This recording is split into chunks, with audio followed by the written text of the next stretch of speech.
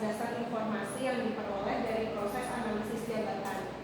Uraian jabatan juga menjabarkan tentang kemampuan, kriteria, atau spesifikasi yang diperlukan pada posisi jabatan, juga mencantumkan penanggung jawab atau penyedia maupun bawahan pada posisi jabatan tersebut.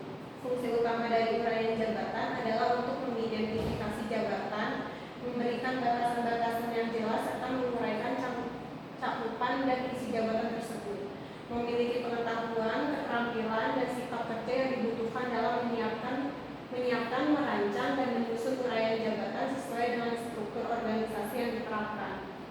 Menetapkan metode dan perangkat analisis jabatan dalam bentuk dokumen tertulis, mengidentifikasi informasi pekerjaan dari setiap jabatan dan berbagai narasumber di dalam organisasi, menganalisis data dan jabatan berdasarkan metode dan perangkat analisis jabatan yang ditetapkan, menentukan komponen uraian jabatan sesuai format job description yang telah ditetapkan, membuat uraian jabatan setiap posisi jabatan berdasarkan data dan informasi jabatan yang telah dikumpulkan, dan terakhir menetapkan uraian jabatan berdasarkan standar operasional prosedur atau SOP yang berlaku di organisasi.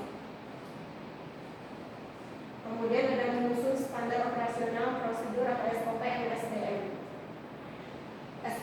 SOP SDM memberikan instruksi kepada anggota tim SDM tentang peran dan tanggung jawab mereka terkait perekrutan, orientasi, pelatihan, manajemen kinerja, dan proses keluar karyawan. SOP berfungsi sebagai pedoman yang membantu SDM menjalankan peran mereka secara proaktif selama siklus hidup karyawan. Langkah-langkah penyusunan SOP SDM: yang pertama, membentuk tim pembuatan atau penyusunan SOP. Yang kedua, pelajari dan pahami usul proses perusahaan. Yang ketiga, menyusun alur kerja, review dan evaluasi. Yang keempat, simulasi, evaluasi dan perbaikan. Serta yang terakhir, persetujuan SOP oleh pejabat berwenang. Kemudian ada melakukan proses rekrutmen dan seleksi.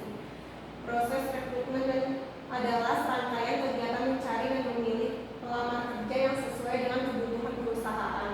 Proses ini melibatkan beberapa tahap seperti identifikasi kebutuhan, menulis iklan lowongan kerja, penyaringan lamaran, wawancara, tes, penawaran kerja, pembuatan kontrak kerja, dan onboarding karyawan. Kemudian ada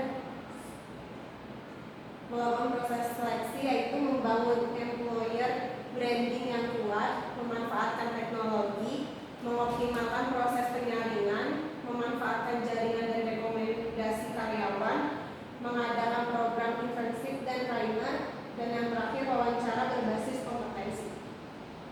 Kemudian yang terakhir ada melakukan penawaran kerja kepada calon pekerja. Penawaran kerja kepada calon pekerja dilakukan dengan memberikan surat penawaran kerja atau offering letter. Surat ini dapat diberikan secara tertulis atau verbal. Berikut ini adalah beberapa hal yang perlu diperhatikan dalam membuat surat penawaran kerja. Yang pertama, pastikan semua ketentuan dinyatakan secara eksplisit. Yang kedua, pastikan surat tidak menciptakan kewajiban mengikat yang tidak dapat dipenuhi oleh pemberi kerja. Kemudian ada berikan informasi yang cukup untuk calon karyawan membuat keputusan. Dan terakhir, pastikan semua informasi penting tercantum dalam surat. Kemudian ada berikut ini adalah beberapa hal yang perlu dicantumkan dalam surat penawaran kerja, yaitu nama dan jabatan pengirim. Yang kedua, nama dan alamat calon karyawan. Kemudian jabatan dan lokasi kantor. Terus ada tanggal mulai kerja, deskripsi pekerjaan, jam kerja, masa percobaan, remunerasi dan bonus, tunjangan kesehatan dan